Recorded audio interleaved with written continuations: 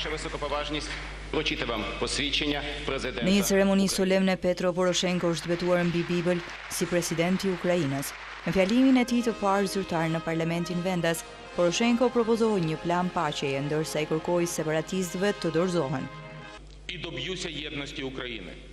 Тому розпочинаю Unë dua paqen dhe do punoj për bashkimin e Ukrainës. Kjo është arsyeja pse po propozoj një plan paqeje. I kërkoj personave të armatosur në lindjet vendit që t'i lënë armët. Poroshenko tha se të gjithë separatistët prorus, të cilët nuk e kanë duart me gjak, nuk do të dënohen. Ai shtoi se personat që dëshirojnë të largohen nga vendi do të mundsohet një rrugë kalimi për në Rusi.